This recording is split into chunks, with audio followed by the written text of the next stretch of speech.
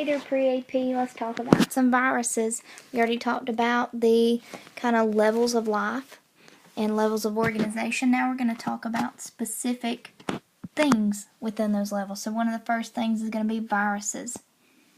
So before we start talking about the parts of a virus, I just wanted to make you aware of the size of a virus. So if we look at this picture, here's an animal cell. Here's the nucleus of an animal cell.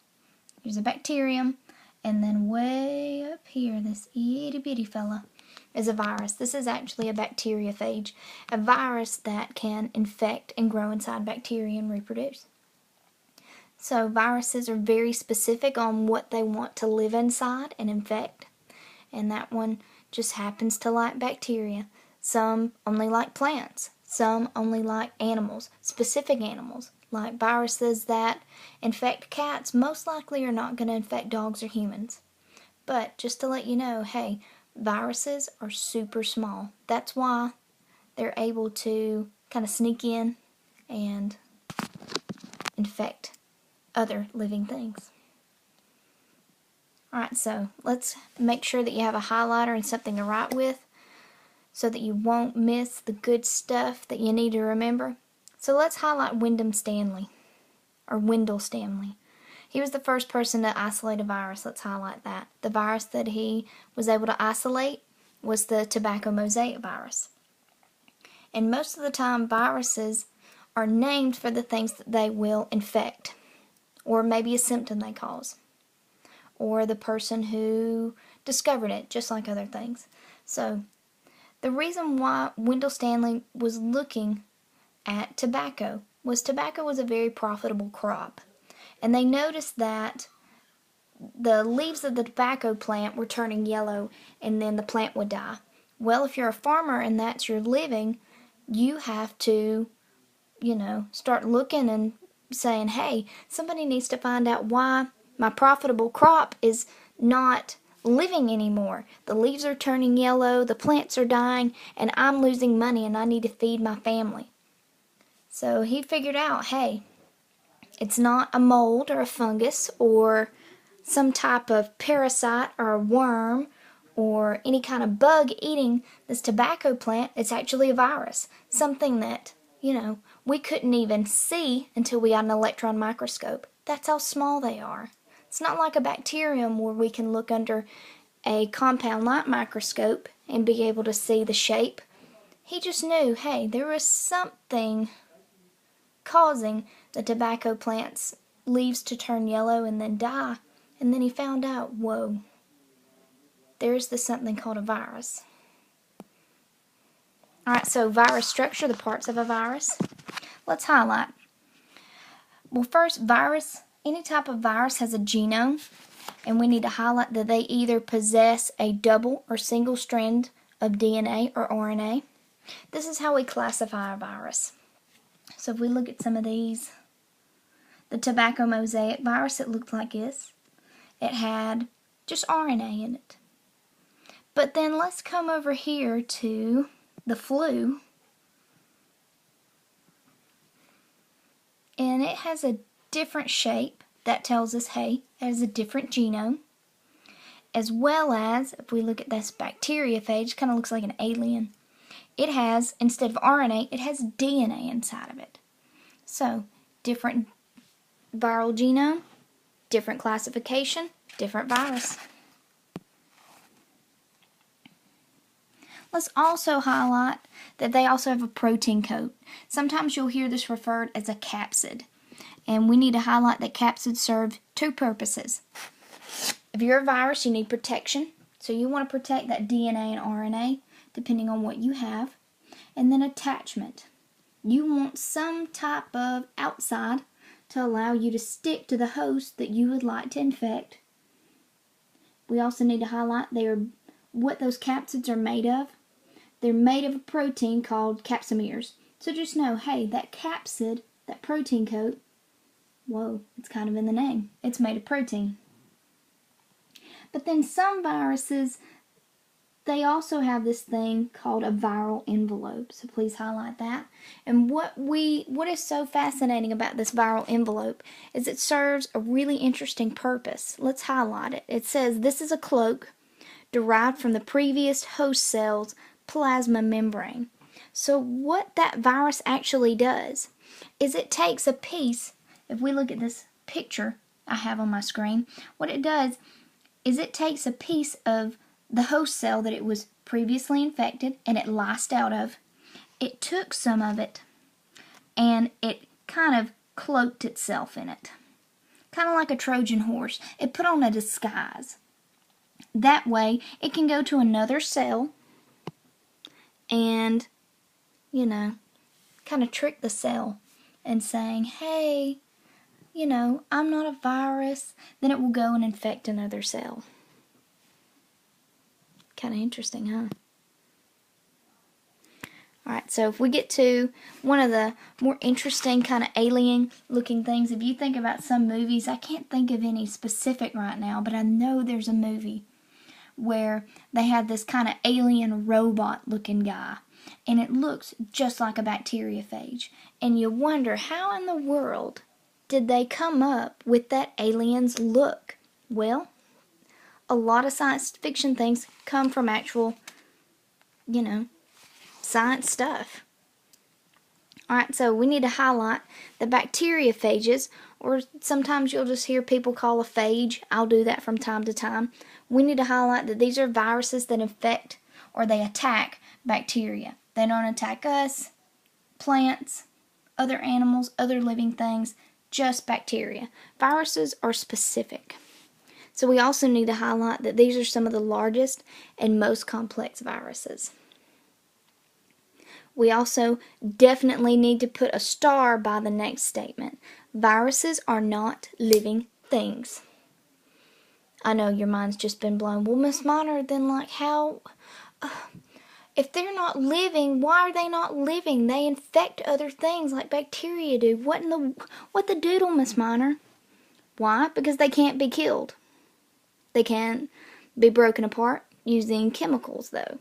Here's the big thing about viruses, and we'll go to viral reproduction to further our. So viral reproduction. This is why viruses are not classified as a living thing, but they do infect living things. We need to highlight that viruses must have a host cell in order to reproduce. We consider viruses to be obligate intracellular parasites. Let's think about a parasite. Usually we think about parasites are like worms, tapeworms, something that sucks the life out of something else and it causes harm and could potentially kill it. If it's obligate, outside obligate, let's break this down. Obligate means you need something. So put that down. Let's break this thing down. Obligate, you need something. Intracellular, that means you got to be inside the cell. And then parasite, we kind of know what a parasite is. We talked about parasitism in ecology. It causes harm. So if you want to put out beside parasite, cause harm. So it's something, it needs something. It needs what it needs. It needs to be inside the cell. And whenever it moves inside the cell, it causes harm. So let's highlight. As the name indicates, viruses must get inside the host cell in order to reproduce. They need something. They need to be inside a cell. Otherwise, they have no cozy place or any type of environment to be able to reproduce and make copies of itself. So let's also highlight that all viruses have a host range. But before we do that, let's go back to big letter B. Again, viruses need to use the host cell's ribosomes and enzymes to make new DNA and RNA. Viruses don't have their own ribosomes. They're parasites. They kind of leech off of other cells, whether that's a plant cell, a bacteria cell, an animal cell. They got to kind of bum off and leach off our ribosomes so they can either make more DNA or RNA. And all viruses have a host range. Let's highlight that. These are the things that the virus can attack. Like I said, if you're a virus, you either infect bacteria, plant, or some type of animal. And restriction enzymes, that's important. These enzymes, remember, if you think back to molecular DNA, those are enzymes found in bacteria, and they act as a primitive defense system against viruses. So, usually if our immunity's really well, we can fight off a virus. If, it wants to infect a bacteria, it's got restriction enzymes to go in there and kind of karate chop and cut them up into millions of pieces. So this is how the AIDS virus attacks the helper T cells. Helper T cells are a white blood cell in your immunity system, and this is how it will actually go in. It'll go in, it'll attack the cell. It will kind of make reverse transcription, or it'll take that reverse transcriptase, and it will make and bum off our helper T cells, make more copies of the virus, and then send them on out.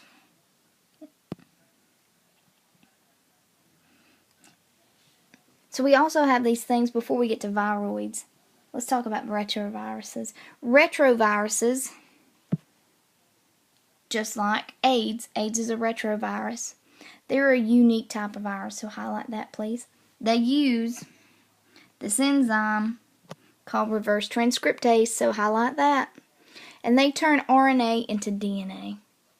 Reverse. Reverse means to go backwards. Transcriptase, ASE, enzyme.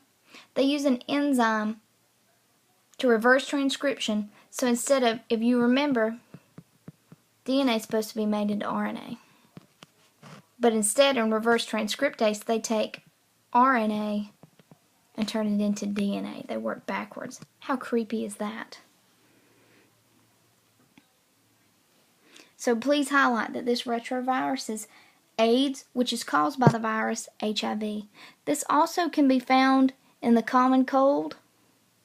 So, AIDS, common cold, retrovirus. They reverse transcription to turn our RNA into DNA for them. How creepy.